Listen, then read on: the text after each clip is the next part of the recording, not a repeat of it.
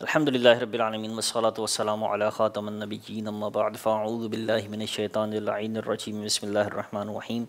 تمام سامعین سامعات متوجہین متوجہات ملائکہ صالحین ارواح طیبات تمام سننے والوں کو السلام علیکم ورحمۃ اللہ۔ سامعین محترم، جیسا کہ آپ کو معلوم ہے ہم ہر ہفتے آپ کی خدمت میں اپنا پروگرام درس دین لے کر حاضر خدمت ہوتے ہیں، جس میں ہم اپنے شیخ محترم جناب سید محمد اطہر علی ہاشمی مدث اللہ العلی کی انتہائی پیاری تصنیف میرا پیارا دین اسلام سے ایک موضوع لے کر آپ کی خدمت میں اس سے متعلق شرعی احکامات بیان کرنے کی سعادت حاصل کرتے ہیں۔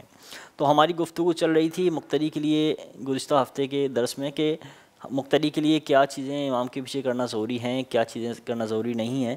تو ہمارا جو اگلا موضوع تھا 5 چیزیں اگر امام نہ کرے تو مقتدی دیکھے کہ اگر اس کے پاس وقت نہیں ہے تو مقتدی بھی نہ کرے، اور اگر وقت مل جائے تو مقتدی انہیں جلدی سے ادا کر لے۔ اب وہ کیا ہیں؟ تکبیرات عیدین۔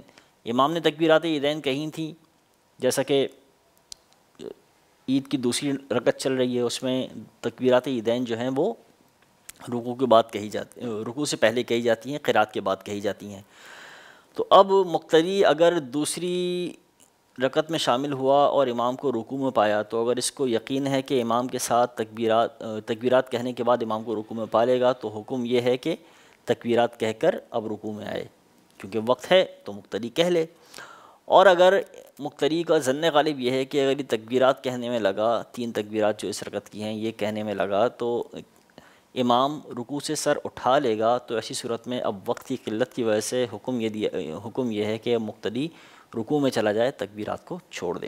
اسی طرح قاعدہ اولیٰ ہے، سجدہ تلاوت ہے، سجدہ سہو ہے، دعا قنوت ہیں۔ یہ وہ 5 چیزیں ہیں کہ اگر وقت ملے تو مقتدی انہیں ضرور کرے، اور اگر وقت نہ ملے تو پھر انہیں چھوڑ دے۔ 3 چیزیں ایسی ہیں کہ امام کرے تو مقتدی، لیکن مقتدی ہرگز نہیں کرے گا، یعنی امام تو کرے گا، مقتدی ہرگز نہیں کرے گا۔ نمبر 1، تکبیرات عیدین میں اگر امام اضافہ کر دے، یعنی 6 سے زیادہ تکبیریں کہہ دے، تو مقتدی کے لیے حکم یہ ہے کہ وہ زیادہ نہیں کہے، کیونکہ تکبیرات کی عیدین کی 6 ہی تکبیرات زائد ہوتی ہیں، 6 سے زیادہ نہیں ہوتی ہیں۔ نمبر 2، جنازے کی تکبیروں میں اضافہ۔ جنازے کی 4 تکبیرات ہوتی ہیں، اگر امام نے غلطی سے اس میں اضافہ کر دیا تو اس معاملے میں امام کی پیروی نہیں کی جائے گی، مقتدی ہرگز زائد تکبیر نہیں کہے گا جنازے کی نماز میں بھی۔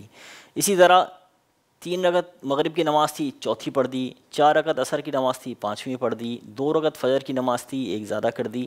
تو جو زیادتی امام کر رہا ہے یہ غلطی ہے امام کی طرف سے، تو مقتدی ان چیزوں میں امام کی پیروی نہیں کرے گا۔ اسی طرح اگر 9 چیزیں ایسی ہیں کہ اگر امام نہ بھی کرے تو مقتدی کے لیے حکم ہے کہ وہ ان کو ضرور کرے۔ نمبر 1، تکبیر تحریمہ میں ہاتھ اٹھانا۔ امام نے اگر ہاتھ نہیں اٹھایا اور اس سے سنت چھوٹ گئی تو ایسا نہیں ہے کہ مقتدی بھی چھوڑے، بلکہ مقتدی تکبیر تحریمہ میں ہاتھ اٹھائے گا۔ اس کے بعد ثنا پڑھنا۔ امام کے پیچھے مقتدی اگر امام بھول بھی جاتا ہے ثنا پڑھنا تو مقتدی لازماً پڑھے گا۔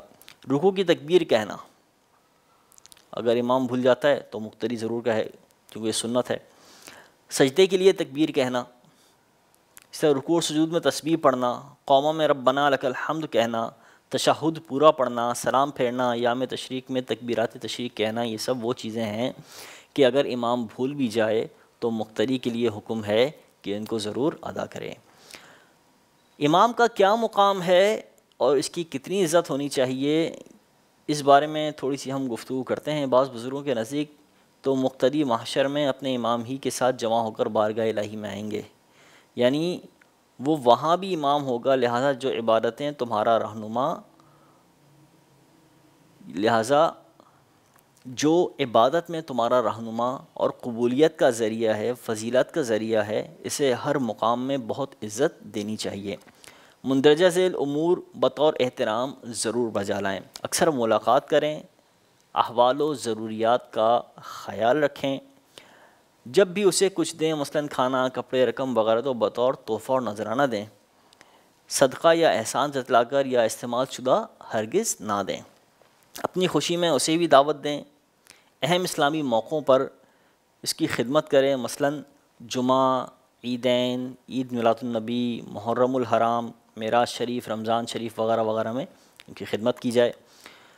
یوں ہی مقتدی کا کیا درجہ ہے؟ یہ تو امام کا درجہ ہو گیا ہے۔ امام کو چاہیے اپنے مقتدی کو عزت دے، کیونکہ مقتدی ہے تو امام ہے، اور امام اپنے مقام و عزت اور احترام کو صرف تقاضا ہی نہیں کرتا رہے بلکہ اپنے اندر وہ مقام پیدا بھی کرے، اسی لیے مندرجہ ذیل امور بجائے جائے لائیں۔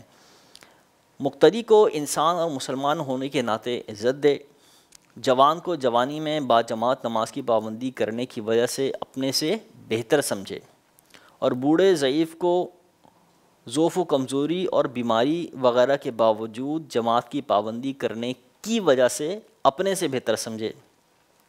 یہ دونوں تو فقط رضا الہی کی وجہ سے آتے ہیں، کسی ذمہ داری کی وجہ سے مجبور ہو کر نہیں آتے۔ یہ تو ایک بات ہے، جو بھی آ رہا ہے مسجد میں وہ صرف اللہ تعالیٰ کی رضا کے لیے آ رہا ہے۔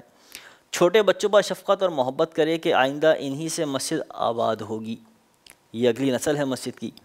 مقتدی کی غلطی پر اسے ذلیل نہ کرے بلکہ محبت و عزت سے اصلاح کرے، بہت اذیت میں بھی صبر کرے، بزرگوں کی قربانیاں یاد رکھے، ممبر و محراب اور مصلی کا تقدس غیر اخلاقی اور غیر شرعی افعال سے پامال نہ کرے، لوگوں سے نہ مانگے، سوال نہ کرے لوگوں سے، ایک کی برائیاں دوسرے کو نہ بتائے، بہت گہری دوستی، قرض اور کاروبار مقتدی سے نہ کرے۔ تو یہ وہ ضروری چیزیں تھیں جو امام کے لیے ہیں کہ وہ مقتدیوں کا ان بارے میں خیال رکھے، اور اس سے پہلے وہ بیان کیا گیا کہ امام کا جو مقام ہے اسی کی کتنی عزت کرنی چاہیے۔ اللہ تبارک و تعالیٰ سے دعا ہے کہ جو کچھ پڑھا اسے اپنے رحمت سے، جو کچھ ہم نے گفتگو کی اس میں جتنی بھی غلطیاں ہوئیں ان کو ایک تو معاف فرمائے، اور پھر ساتھ میں ان باتوں پر عمل کی بھی توفیق دے، اور دنیا و آخرت میں ہماری نمازوں کا صلہ اچھا صلہ عطا فرمائے، ہماری عبادات کا اچھا صلہ عطا فرمائے، اور ان کی تمام خامیاں دور فرمائے۔ آمین بجاہ النبی الامین صلی اللہ علیہ وسلم۔